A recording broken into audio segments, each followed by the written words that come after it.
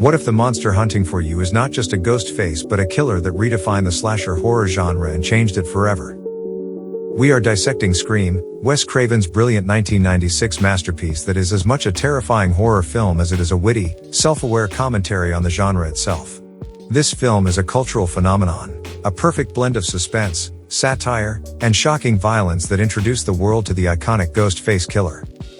Get ready to explore the twists, the turns, the rules of survival, and the enduring legacy of a movie that taught us to always check behind the shower curtain. Scream opens with one of the most famous and shocking sequences in horror history. We meet Casey Becker, a high school student played by Drew Barrymore. She receives a mysterious phone call that quickly turns into a terrifying game of horror movie trivia. The caller, who identifies himself as Ghostface, threatens her boyfriend's life, forcing her to answer questions about classic horror films. The scene is a masterclass in tension, playing on the audience's knowledge of horror tropes. The conversation quickly moves from a harmless prank to a life or death game when Ghostface reveals he is Casey's boyfriend, Steve Orth, tied up outside. The scene culminates in the brutal murders of both Steve and Casey, a sequence designed to shock and reset the slasher formula. Her final moments, where she is stabbed as her parents arrive, are a tragic climax that emphasizes the killer's cold efficiency and the devastating impact on the suburban setting. The final shot of her body, hanging from a tree, is a stark, unforgettable image that cements the scene's status as one of the most iconic openings in horror history. By killing its biggest star in the opening scene, Scream immediately signals that no one is safe and that the rules of the game have changed. The killer is not playing by the old script. The murders send shockwaves through the small, quiet town of Woodsboro, California. The terror is amplified by the fact that the murders occur on the one-year anniversary of the brutal murder of Maureen Prescott, the mother of our protagonist. Our protagonist is Sydney Prescott, a smart, resilient high school student still grappling with the trauma of her mother's murder. The film introduces the core group of friends, each a recognizable horror archetype, but with a self-aware twist: Randy Meeks, the horror movie fanatic who knows all the rules of the genre. Tatum Riley, Sydney's loyal, sarcastic best friend. Dewey Riley, Tatum's older brother, the sweet but clumsy local deputy. Gale Weathers, the ambitious, cutthroat news reporter obsessed with exploiting the tragedy for ratings. The film constantly breaks the fourth wall, using Randy's character to explain the rules of surviving a horror movie. Never have sex. Never drink or do drugs, and never, ever say "I'll be right back." This meta-commentary is the film's signature, simultaneously terrifying the audience while making them complicit in the genre's conventions. Sydney is immediately targeted by Ghostface, who begins terrorizing her with menacing phone calls and a brutal attack in her own home. The circle of suspicion immediately tightens around Sydney's boyfriend, Billy Loomis, and his best friend, Stu Mache. Billy is briefly arrested after dropping his cell phone at Sydney's house, but he is quickly released, leaving the identity of the killer a terrifying mystery. With the town under a strict curfew, Stu decides to throw a massive party at his house to take their minds off things. This party, of course, becomes the perfect setting for Ghostface's next spree. The body count begins to rise. Tatum is brutally murdered in Stu's garage, in a shocking scene where she is crushed by a garage door. The party continues, oblivious to the terror unfolding just feet away.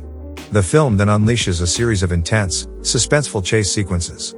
Gale Weathers, the cynical reporter, and Dewey, the deputy, find themselves in the crosshairs of the killer.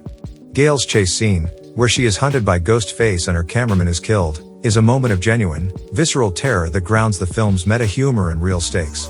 Sydney, meanwhile, is terrorized inside the house, constantly receiving phone calls and realizing that the killer is one of her friends. The paranoia is suffocating, as every face in the crowd becomes a potential suspect. The killer attacks Billy, seemingly stabbing him in the chest. Sydney, believing Billy is dead, flees, only to be confronted by Ghostface again. The audience is led to believe that the killer is still at large, and the mystery continues. The final confrontation takes place in Stu's living room, where Sydney is cornered. The killer is unmasked, and the film delivers its most famous and shocking twist: there are two killers. The killers are Billy Loomis and Stu Mache. Billy reveals that his stabbing was faked, and he is the mastermind. The motive is a complex, twisted revenge plot. Sydney's mother, Maureen, had an affair with Billy's father, which led to his mother abandoning him. Billy and Stu murdered Maureen a year ago, and now they are finishing the job, framing Sydney's father for the crimes. The double killer twist is a brilliant subversion of the slasher genre's single killer rule. It allows the film to comment on the genre while raising the stakes exponentially. Billy and Stu are not just murderers, they are horror movie fanatics who are trying to create their own real-life horror movie, complete with a shocking final twist. Gale Weathers returns to the scene, armed with a camera, ready to capture the final moments. Sidney, having survived the initial shock, fights back with a newfound ferocity, using the rules of the genre against the killers. In a moment of pure meta-horror, Billy explains that the killer always comes back for one last scare. Sidney, having learned the rules, shoots Billy in the head, ensuring he stays dead. The nightmare is over, and Sidney, the ultimate final girl, survives. Scream is a cinematic landmark.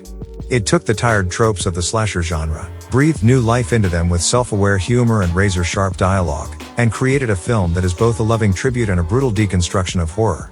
It launched a franchise, cemented the careers of its stars, and proved that a horror movie could be smart, funny, and terrifying all at once. Did you know that the famous ghost face mask was not custom-made for the film? It was a pre-existing Halloween costume that screenwriter Kevin Williamson and director Wes Craven discovered while scouting locations. The mask's simple, expressionless design was so perfect that they secured the rights to use it, turning a generic store-bought item into one of the most recognizable icons in horror history. If this deep dive into the rules and twists of Scream left you on the edge of your seat, make sure to hit that like button, share this video with a fellow horror movie fanatic, and subscribe to the channel for more comprehensive movie analysis. Thanks for watching. And remember, not all calls are worth answering. Some calls are better left unanswered.